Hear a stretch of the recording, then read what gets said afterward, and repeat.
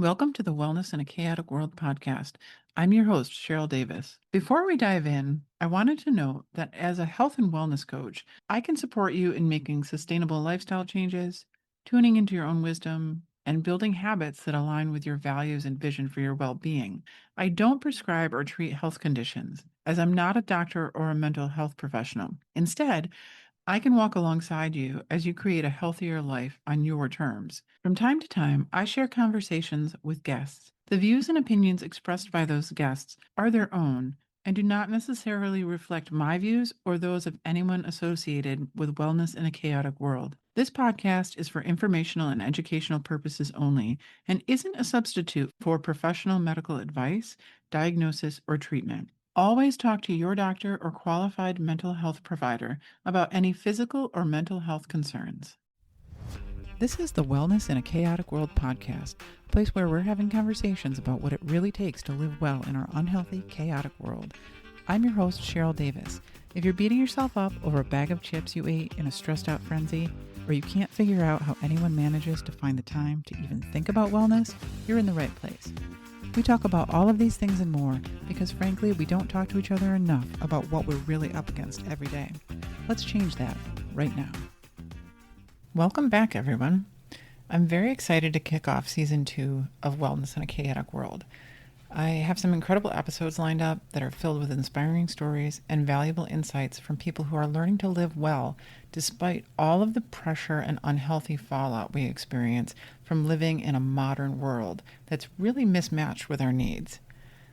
I know podcasts are notorious for fading away or losing listeners when the host takes a break between seasons, so I want to thank you for joining me on this journey again.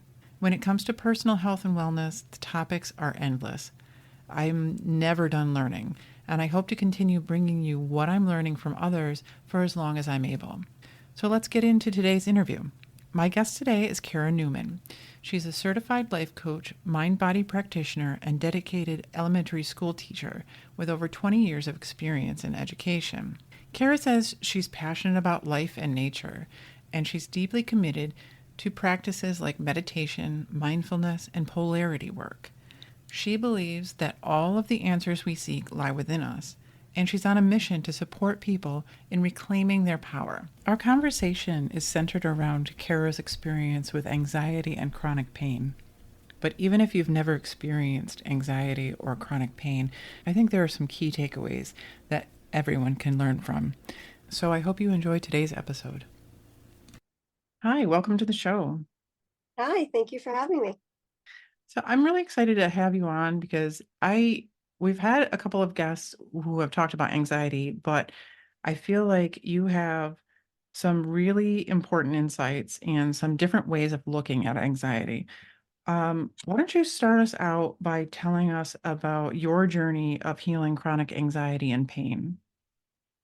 So, I would say that I've had anxiety all of my life. My anxiety started off as a child. I lived in a very black and white world with no and. My right now, and is my favorite word, but it was never there in the past. It was just always black or white, right or wrong, this or that, and there was no in between space.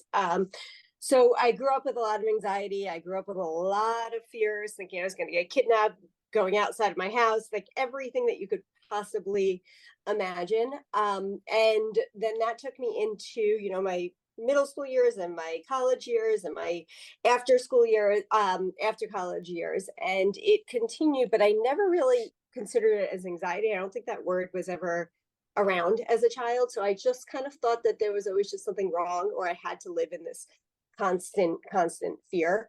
And then as I got older, I read Eckhart Tolle and I learned that thoughts are not real. And I did not understand why at 30 years old, this was the first time that I had ever heard that. I'm an educator, actually. So I am a life coach, mind body practitioner, but I'm also an elementary school teacher and I've been teaching for 23 years. And I just, even now, I teach social emotional learning skills and I teach about anxiety and I teach about thoughts and I teach about how our thoughts are not real and that thoughts only become beliefs as you think about them more, because at 30 years old, when I read Eckhart Tolle, I was like, what do you mean? Like, how are thoughts not real? I've been having all these thoughts. I thought I was going to get kidnapped. I thought I was going to get shot. This is how I've been living my life. So I read that book, and then I actually entered therapy, and it took me almost 3 months to talk to my therapist. So I would go to my therapist. I had a journal. I would write out all of my thoughts. This is actually at a time after I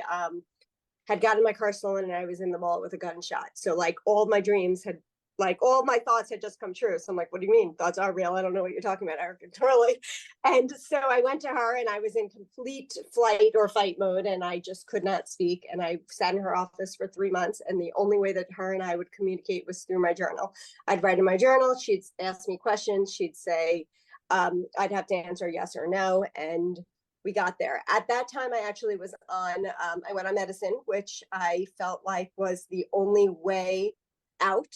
And at that time, truly it was. It like allowed me to be able to kind of get out of my head and get back into my body. And then we were able to kind of go from there.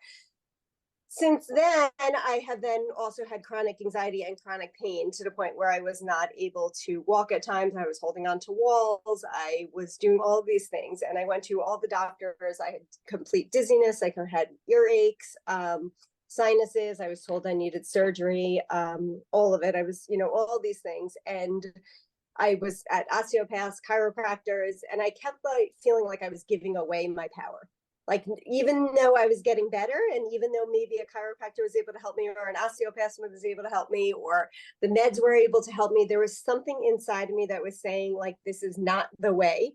There's a message behind your anxiety. You are giving away too much power. The words that always kept coming back to me is the answers are in you, within you. The answers are within you. The answers are within you. So I started to get into, after Eckhart Tolle, I started to read a lot of books, a lot of podcasts, learned all about neuroscience, learned all about how our brains work, and how our thoughts work, and how our rewiring works.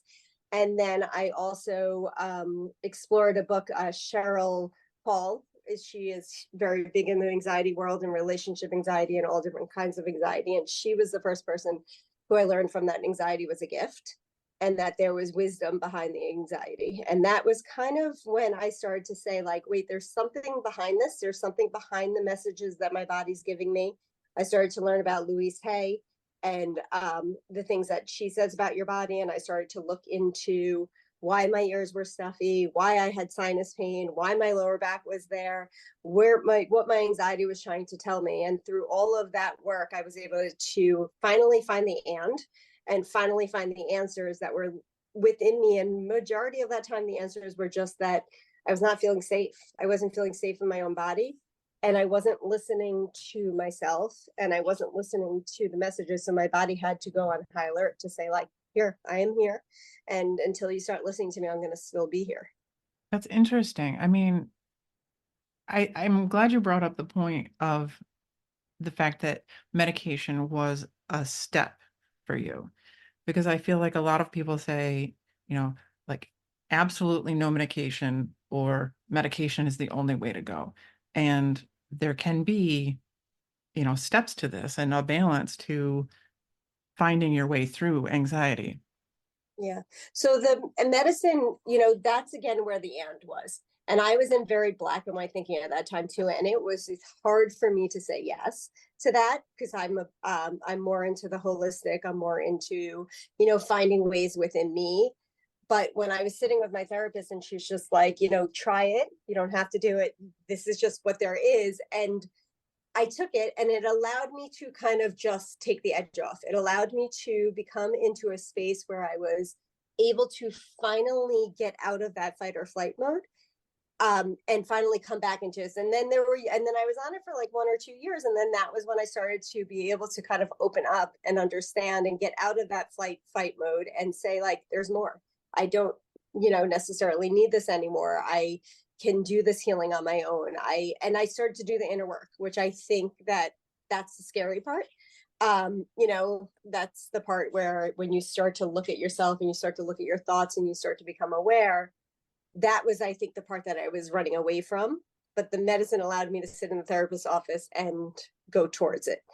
and it wasn't a forever thing. And I had to enter that black space, which I think was that and space, which I think was a learning, that was a lesson for me. So I do believe that there's that and where you have to allow what's best at that moment, and nothing is forever. Right, right. Absolutely. So let's talk about inner work.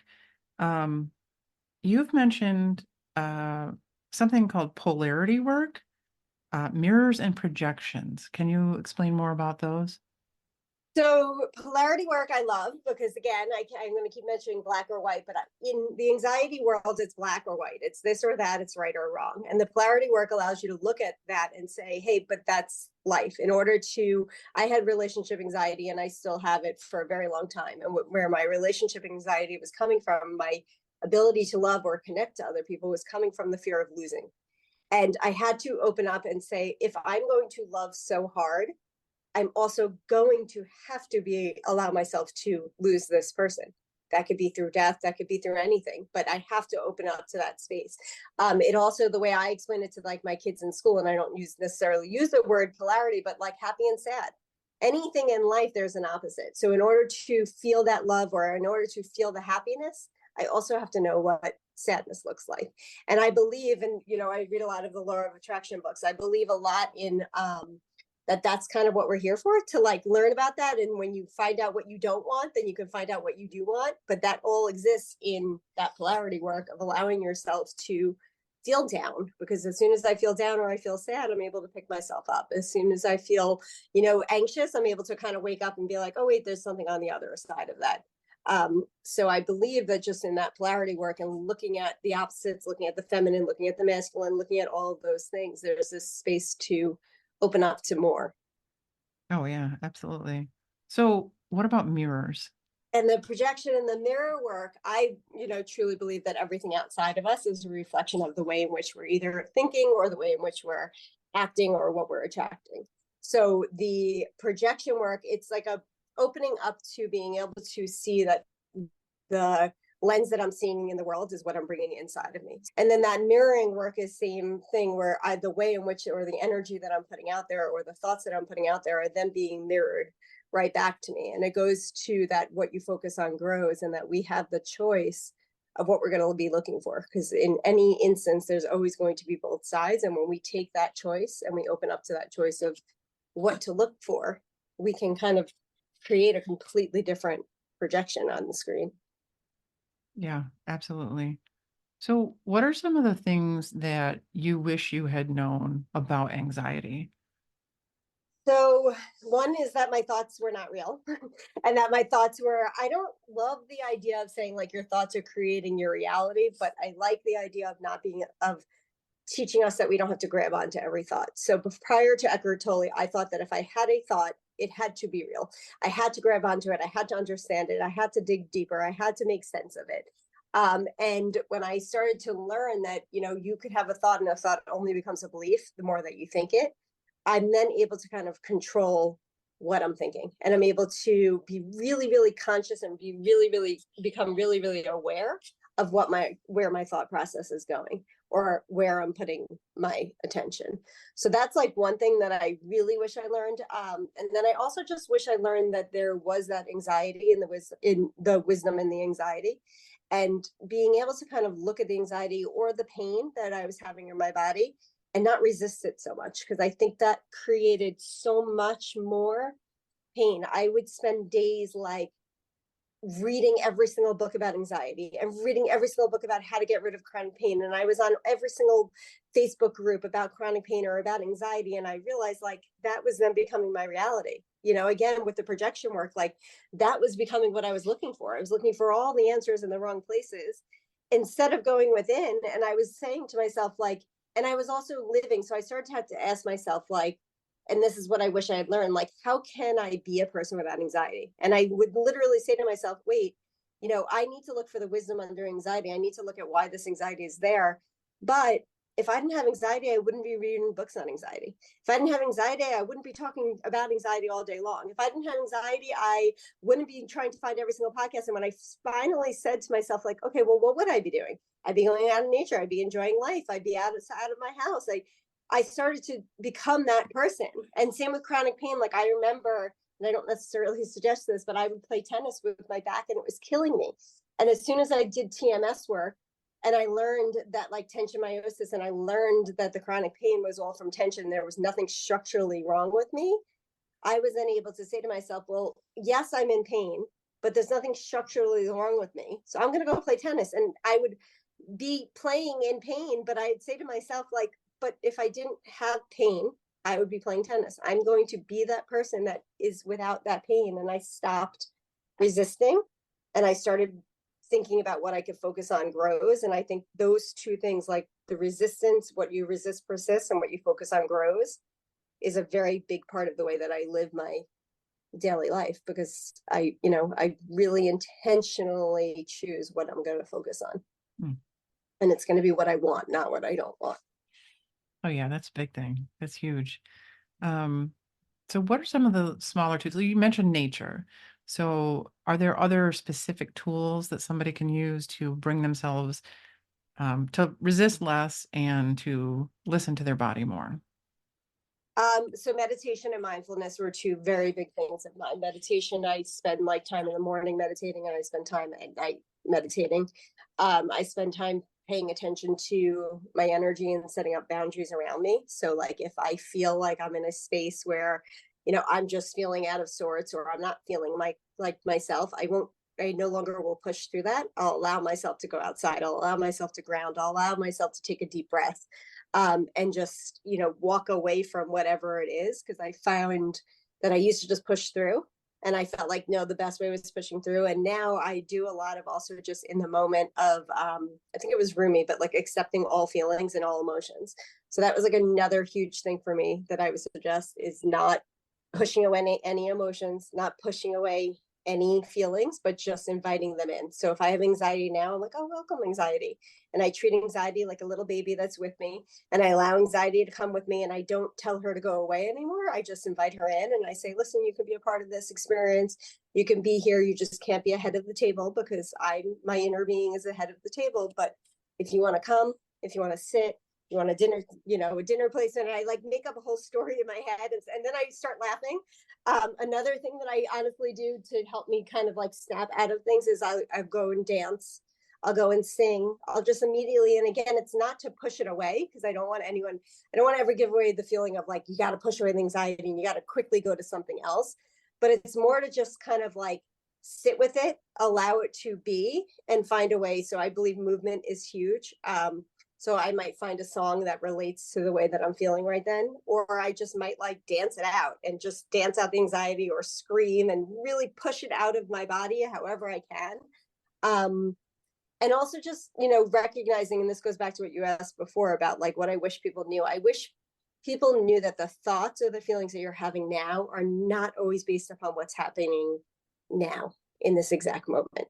That was another really big thing for me. So if I'm feeling like sad, I try to take away the experience that I'm feeling in the moment and just say, like, this could be anything. This could be sadness that's coming up from like years and years and years ago, that just is boiling up right now. An example of this is, I remember I was watching my daughter in a show, and I was so proud, but I also got sad, and I like started crying, and I was like, I started to judge myself and be like, why would you be crying? Your daughter's on stage. This is amazing. And I started to realize, like, and it just quickly came to me. It was like, this is just reminding me of your childhood. You're proud that she's on stage, and you're sad that you never were able to push yourself out of your comfort zone like that. And like, I don't always dig that deep, but when I am able to kind of just remove myself from the experience and just say, I'm just having a sad feeling, I'm just having an anxious feeling, or I'm just having a angry feeling, whatever it is, and I breathe it in and I let it be, it goes away so much faster than when I try to figure it out, or I try to resist it, or I try to push it away, or I try to make a whole story on it. Yeah.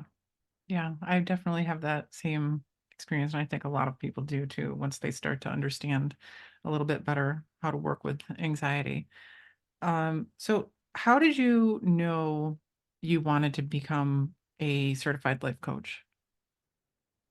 I think when I started to see that the power was within me, and when I started to see that there was more than just going to the doctors, more than the medicine, more than the osteopaths, more than the chiropractors, more than, and I would start to actually get like angry going to them because, and there's nothing wrong. Listen, I don't want to like, say anything's wrong with doctors and all that, because I think there's a time and place, but I started to feel angry that I was giving away so much of my power, that I was looking for the answers outside of me. And then I started to do my own healing work, and I started to realize like we have the power to reclaim our own power. So I try to, I call it healing work, but I also call it reclaiming our power, because I feel like it's always been within us, and it's just kind of taking back that power that we've given out. And when I saw that those ways worked for me, it was kind of like, why isn't everyone doing this? Why doesn't everyone know about this? So I went on to get life coaching. As I said, I'm in education. I've been in education for 23 years. So there was a part of me that also like wanted to do this with the kids in my classroom. So there was, and I felt like the only way I could do this with the kids in my classroom, which this is not true, is I needed a certification. Like I'd been doing this all my life, but I needed it. And then when I started to start using the certification, to be honest, allowed me to start using my voice that I've always had. It gave me again, unfortunately, it was something that was outside of me that I felt like I needed to give my power within me. But it's just started to give me the credibility for myself. And I started to just see that I have so much wisdom that is needed to be shared, because there are so many people out there who are struggling with anxiety or struggling with chronic pain and looking, in my opinion, for the answers in the wrong places. And I really wanted to empower women to look within themselves and to, come within themselves and to look at their healing within themselves and not be scared of that healing, but look at it as like a journey and look at it as in a way of like excitement that you have this power. And that it's not scary once we allow ourselves to feel, and once we allow ourselves to not be scared of our feelings. Oh yeah, I absolutely that resonates with me because even like the name of this podcast, Wellness in a Chaotic World, it's like I feel like what I'm trying to get at for people is that the chaos that is outside of us is not the answer. And it's what you're talking about. It's looking within and finding those answers within us. And not ignoring, there's like, yeah, you don't ignore the world, right? You can't like box yourself in, go into a little cave, even as much as we want to. But um, yeah, there's definitely it's all about reclaiming your own power and looking within. Yeah, And there's absolutely. a part of that, like you just said, you can't box out the entire world, but when you uh, work with your own neural system and you allow your own self to be calm, there's so much more that used to trigger me, or that used to spike my anxiety, or that used to make I would, once I started learning about my body, my lower back would get tense. And like now that I've kind of allowed myself to be in a space of just more calmness and acceptance of all of it, that chaotic world doesn't affect me as much, because I'm able to have that stillness within, and I'm able to kind of, use those tools to allow the chaotic world around me to just be what it is, but not to be my reality. It doesn't always work. I'm not going to sit here and say this always works, but it's quicker to kind of separate the two, or it's quicker to kind of be in a chaotic world with stillness. Yeah, absolutely. So there's another concept that I saw you posted on your social media recently, and that's about receiving and being open to receiving. Can you talk a little bit about that?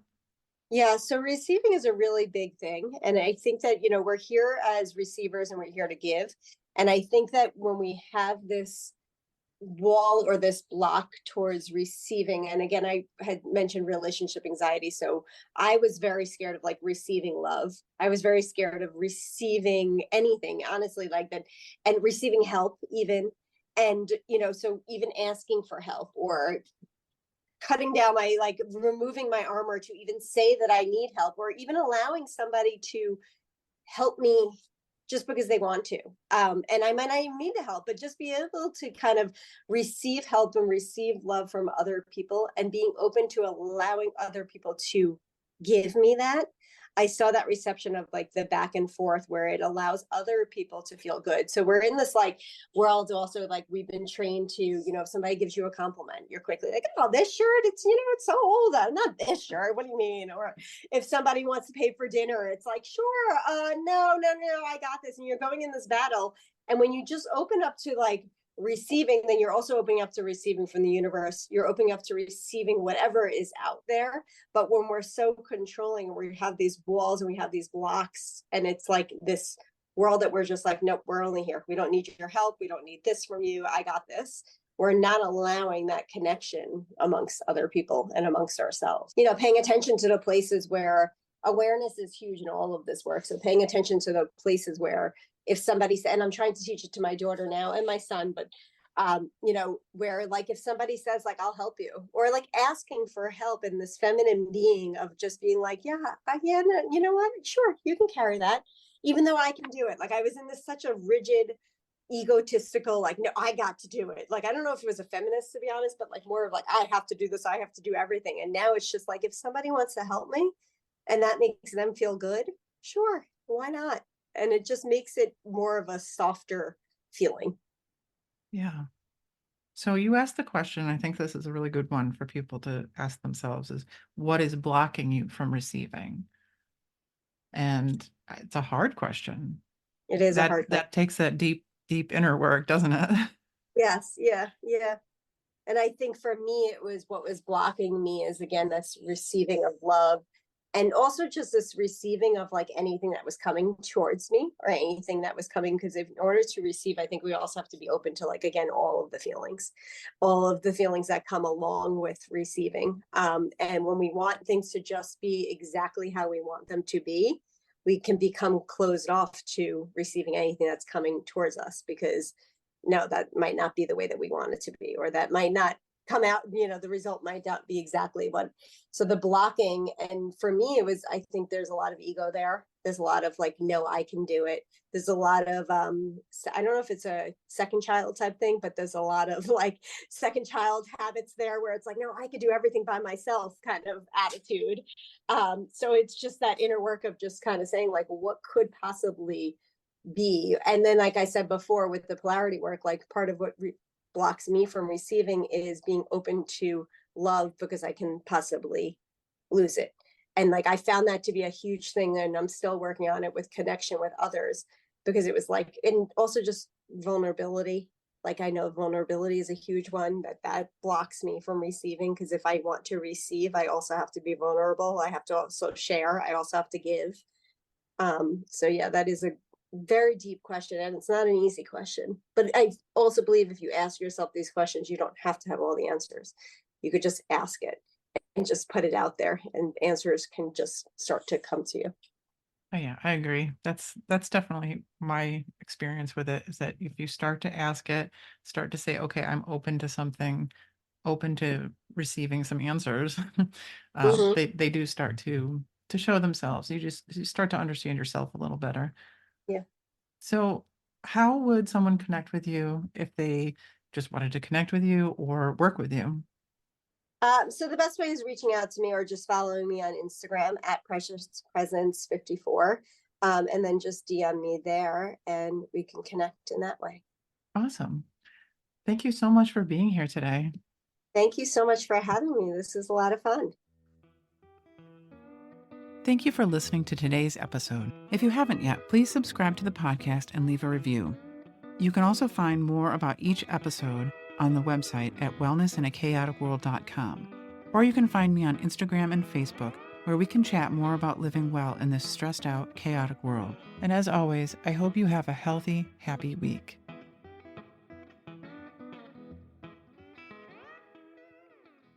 If today's episode resonated with you, our private Facebook group is a great place to dive deeper, ask questions, and share wins with people who understand. It's free, it's private, and you can join by clicking the link in the episode description. I hope to see you there.